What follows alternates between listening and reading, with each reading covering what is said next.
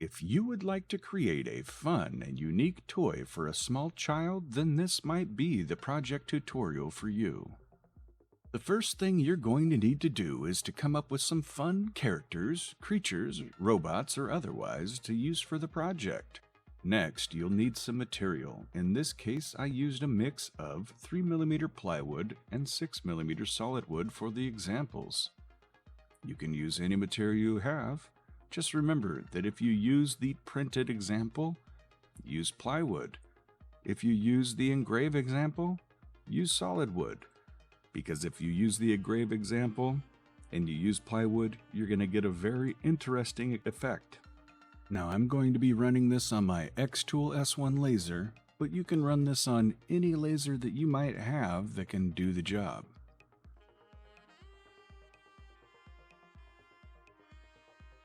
I've designed a basic 3-section layout for the head, torso, and legs for the characters. You'll want to make sure that your different designs lay out in a similar manner.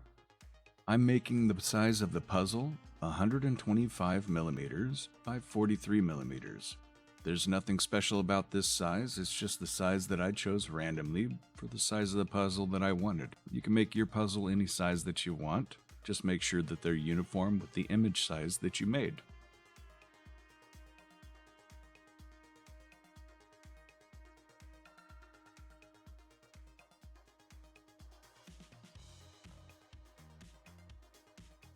Once you pull in the image of the character, you'll want to go about lining up the sections with the portion of the image you want to create the clipping mask on. In my case, I went through and created 3 clipping masks for each image. You could do the initial clipping in your image editor before bringing it into XCS, but I wanted to show the work inside of XCS instead of everything outside in Photoshop, Inkscape, or Illustrator.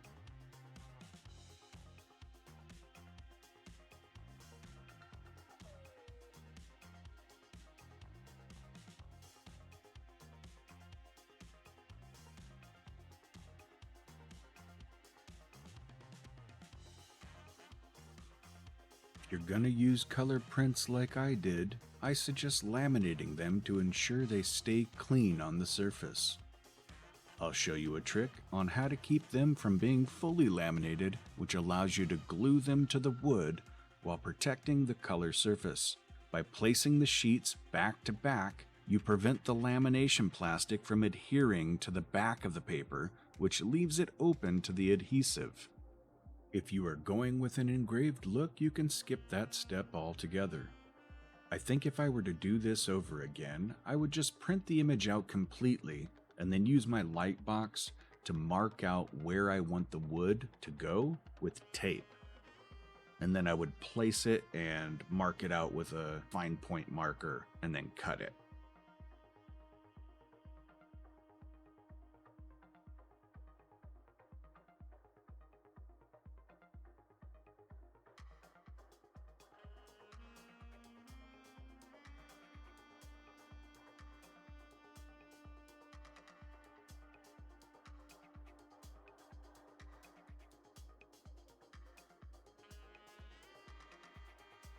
And here you can see that I have made a back piece and additional pieces for the other 3 animals, as well as a few extra pieces just in case.